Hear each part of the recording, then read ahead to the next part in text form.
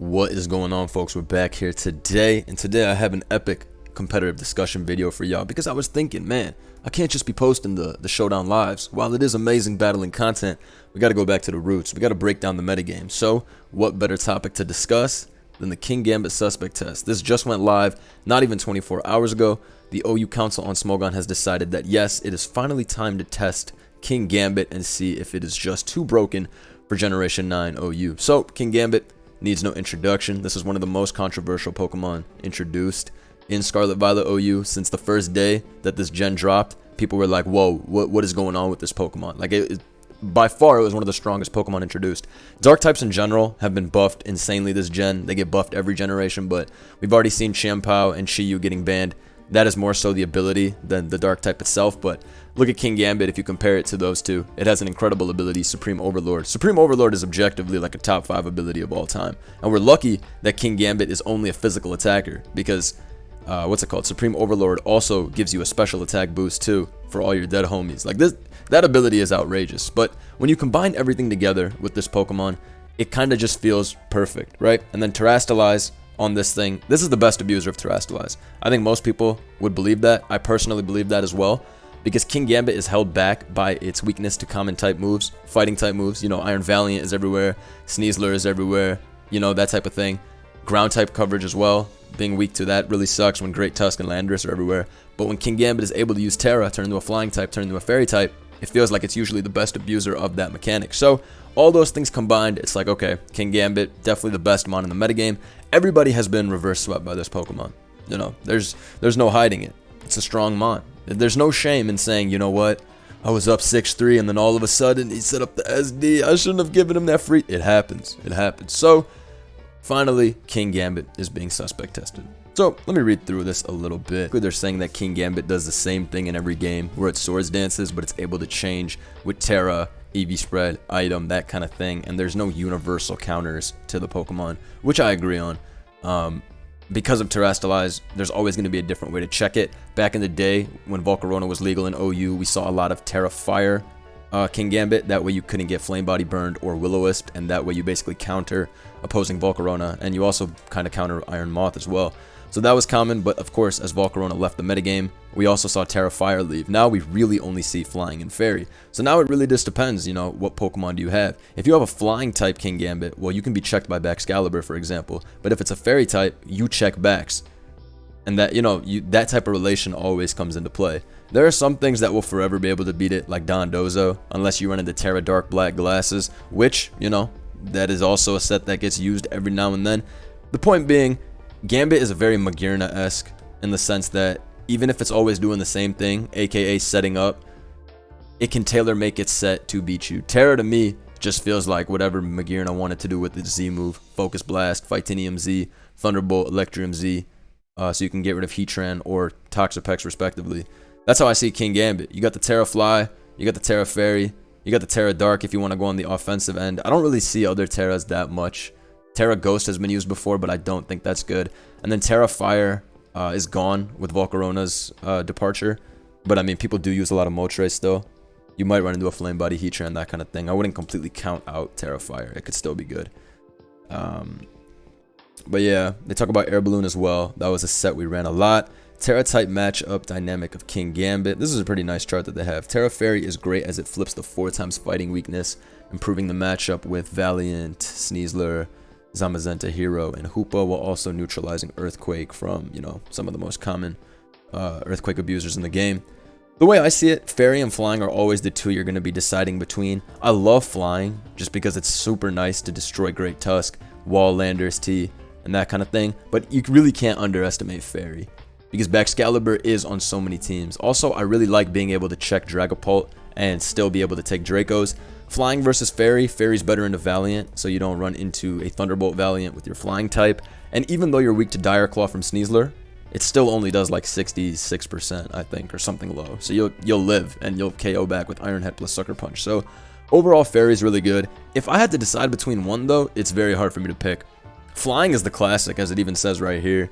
Being weak to Zapdos and stuff is annoying, though, so it's definitely a trade-off. I really can't decide. But if I had to pick, I'd probably pick Flying.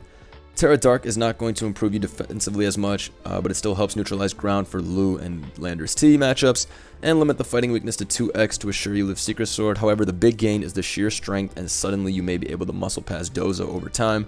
Take out Zapdos at +2, and Oko a moderately healthy Sneasler, and so on. Yeah, the big thing is really the Don Dozo calc. When you have 5 deads, and your last mon Kingambit, if you turn into a Dark type and you have black glasses, you cleanly 2-hit KO Dozo with Katao Cleave.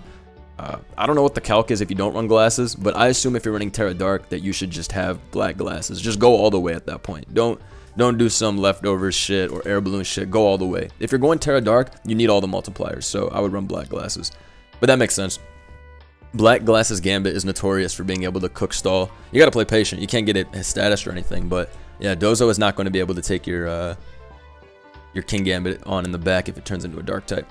Terrafire is brought up for checking these Pokemon that use Will-O-Wisp, but again, it has really gone down in usage quite a bit. So, this is a pretty good write-up that they have here about Gambit. Basically, they're saying that while it always does the same set with Swords Dance plus Sucker Punch Katao, and then whatever your final move is going to be, Iron Head or Low Kick, it doesn't matter, because being able to flip the script with Terra makes it really annoying to have a consistent counter every time. So, I do say that I would agree with their decision to test Kingambit. I think a lot of players are frustrated with this mon as well, and it brings up a lot of discussions of how we're supposed to tier things, right? Me personally, I wish a situation could exist where we could just get rid of Supreme Overlord, because I love this Pokemon, but that's not feasible at all, because that's not how tiering works, right? You can't really prove that it's Supreme Overlord if this is the only Pokemon with it. That being said, though, Supreme Overlord is a disgusting ability. I don't know why this exists. This is the only ability, like, it's not the only ability that rewards you for playing bad and sacking Pokemon, but I mean, it does kind of as well. Like, every time I lose a Pokemon, I'm like, you know, it sucks, but hey, that little plus 10% for Gambit, though. So, that being said, let me go to my team builder and take a look at some common structures. The good thing about Kingambit is that the guy fits on, like, every single team. So, this is a pretty good team that CTC made a couple weeks ago, I would say. I think he gave this to me and said, here, use this in tournament if you like. Honestly, I think this team is good enough to where I could have brought it in tournament and probably won with it, but it's pretty basic. We got a double Dark offensive combo, Tusk, Slowking G, Zamazenta as my own backup Dark Resist. This team is pretty damn good into Kingambit, all things considered. I got a Samurai, I got my Tusk, and I got a Zama. All that being said, though, if the thing turns into a Fairy or Flying type, I don't know, that shit could be a threat. +2 Gambit versus me, if it turns into a Flying type, that shit can muscle through everything pretty easily, especially because it takes on Tusk. I might have to make this Ice Spinner. So Gambit, that's the Pokemon that's probably most Terra'd on the field when you go up against it, because it's a very linear game plan, right?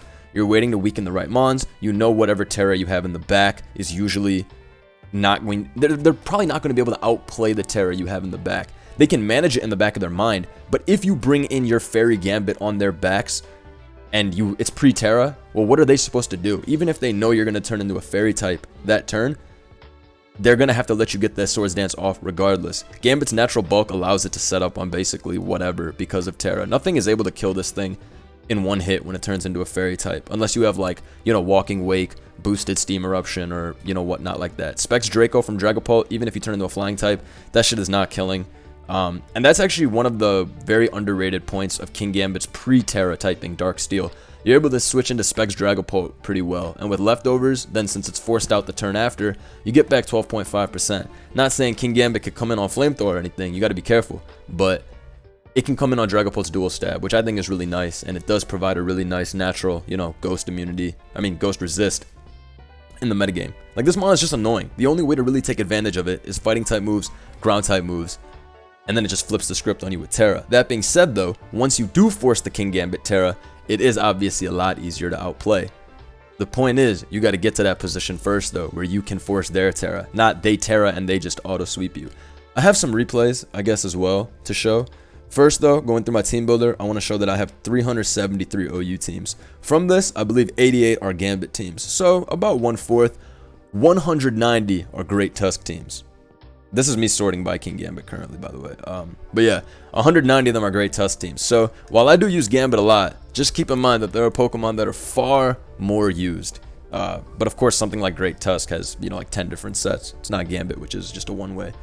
But one thing with Gambit that you notice from these teams is that it really just fits on whatever structure. Because defensively, you're always going to need a Pokemon that can take Draco Meteor, that can take Shadow Ball, that can take, you know, dark type moves. Defensively, Gambit does it all. You only don't want to bring this thing in on Wisp. Even if I run into like a Thunder Wave Rotom, it's not the end of the world with my Kingambit because Hydro does like 35, assuming I'm like, you know, max HP. I haven't run Spadef Gambit in God knows how long, but I used to run a lot, especially defensive Gambit as well. I remember I got, no, not this team. I used this team from Storm Zone just for fun, just a regular Gambit offense with, you know, random meme, Braviary. I got to like 2,000 on the ladder. Like, this is just a very basic Gambit, you know? SD, Terrafly, 3 attack. This one doesn't even have Katao Cleave. This is a nasty one. Low kick for the other ones while still keeping Iron Head. It's nasty work. This is like the catch-all Gambits type set. You catch the fairy ones, you catch the ones that stay the same, and you can catch the flying ones. That's smart. But like, yeah, Gambit just fits on every team. And I think that's a pretty annoying thing, I guess. Because it's very easy to just throw on whatever team you want and say, okay, now this is going to be my backup sweeper. A lot of team styles also just get invalidated by Gambit, in my opinion. Gambit is a reason I won't run Rain in general, in a tournament probably. Because if you look at these structures, they're automatically weak to Kingambit, right? So you start off with Pelipper. Your hazard removal is usually going to be Treads. It's harder to fit Tusk on these Rains because you need Treads for who? Zapdos. Otherwise, your Rain's going to get smacked. Right? Then you have your Water Abuser, which is Greninja plus Fish, or you put a Walking Wake or whatever. And then you have your own Gambit because you need something to check their Gambit. A lot of these styles, they just get cooked by Kingambit, which is why you need to be careful when running a lot of cheese structures as well, because Gambit can just invalidate those off the rip. Alright, next up, I got the Smogon World Cup usage stats. We don't need to look too deep into this. This is kind of just to show y'all what they be using in tournaments. The Smogon World Cup is still going on as well.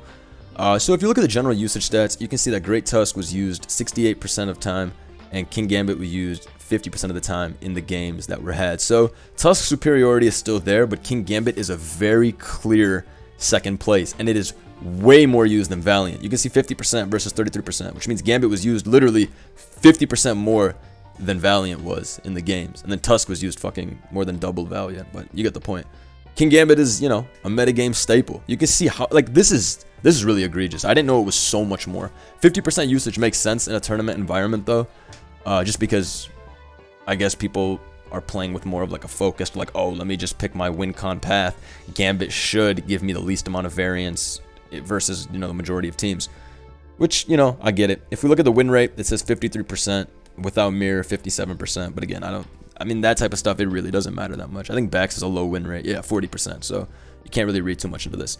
I scroll over and we can see terrestrialization usage stats. Let me see what we can do about this. Let me just push it over a bit. Perfect. So if you look at the terrestrialization usage stats, look on the right here, you can see that Kingambit is the #1 most terrored Pokemon in the tournament. 14.6% of the time, this is the Mon getting terrored in battles. We can see here that Flying Terra is the most used, 24. Right, that's pretty decent. 16 with Fairy next up, and then these 4 are all quite a bit less.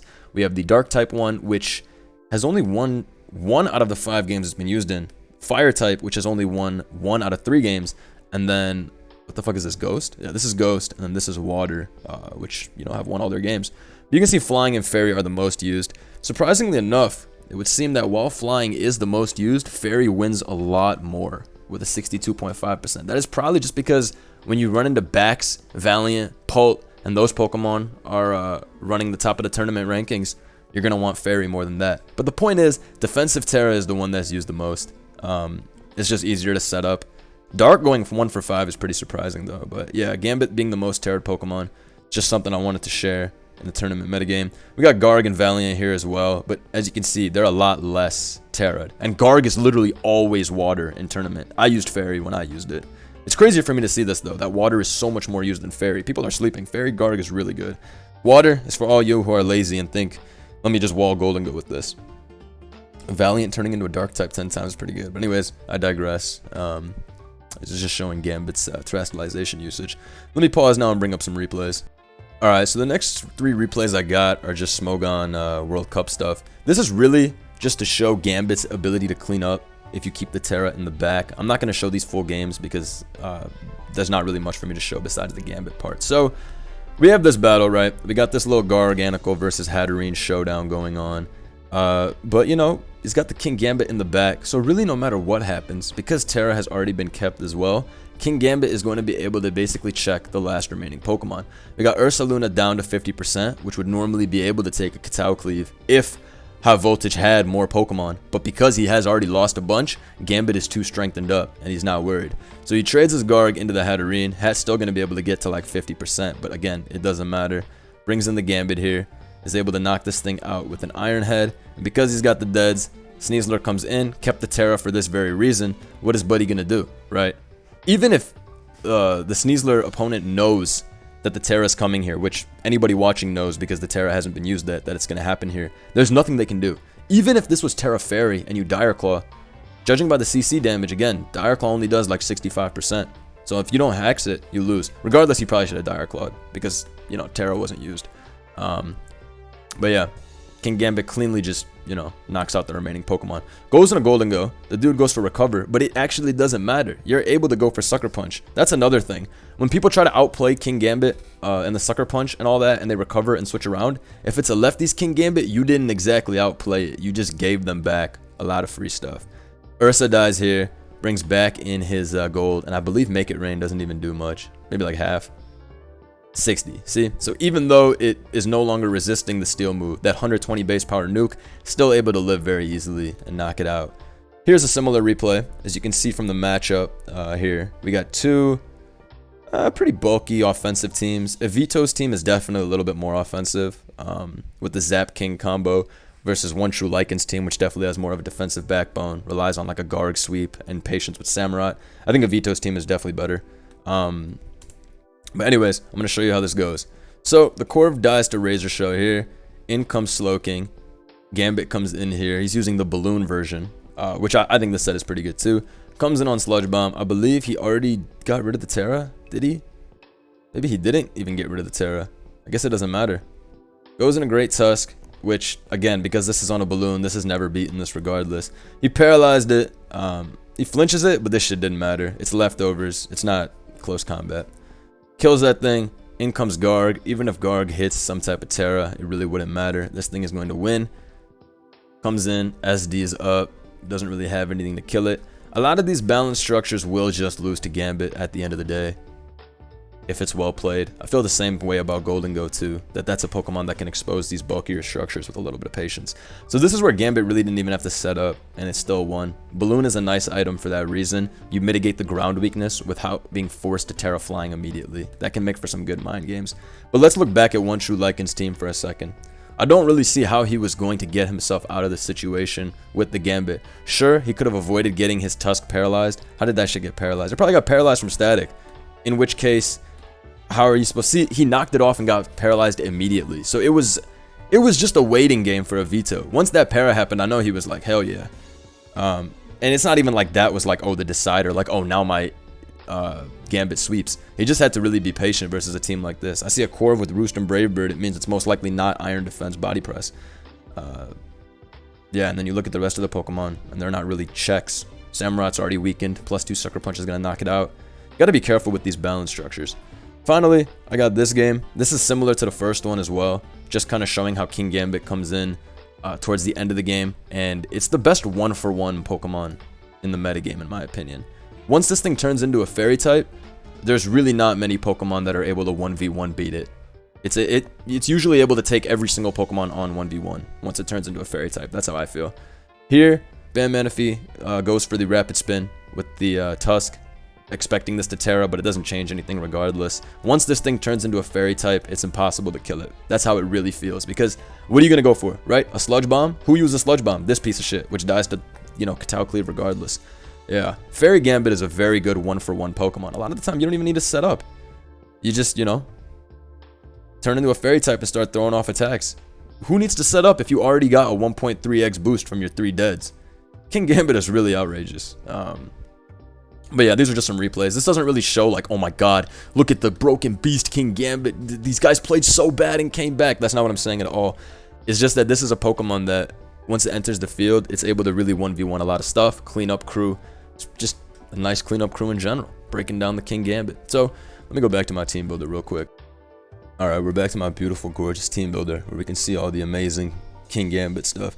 Kingambit, Shaboing, Scarf, Sneasler. This is a team that I could have brought to tournament, but I didn't use it because, I mean, I like Kingambit a lot. You guys see in the Showdown Lives, I'll be spamming the shit out of it. But in tournament, I don't think I would really bring it like that. I brought it one game in World Cup, and I didn't even win. The shit got hacked, but still, the Kingambit didn't even win for me. So Kingambit's not a mon really that I would bring in tournament. There are other mons that I like using more, or that I even play better with, I would think, than Kingambit. But that's not to say that you're never going to catch me using a Gambit. The shit is still cheap. He's the GOAT. So here's my take on the great Kingambit debacle. Is it broken? I am currently truly on the fence with this Pokemon. If you asked me a couple months ago, I would have told you pretty confidently, Kingambit is cheap. We got to get him out. We got to get him out. Even a few months ago, I tweeted out saying, this is the most broken mon ever. I was said it's like Magearna x Mega Mawile. You know what? I still believe that it's very similar to how Magearna was in Gen 7. The shit is tailor-made to do whatever you want, even though it's always doing the same thing. And it's able to really reward mediocre playing and come back and sweep. That being said, Kingambit is not the almighty one-click destruction button 2 that people sort of make it out to be. While it's tough, it's still a very Terra-reliant Pokemon. And if you're able to bait the Terra early, then you automatically have a big game advantage. That's just true for Gen 9 as a whole.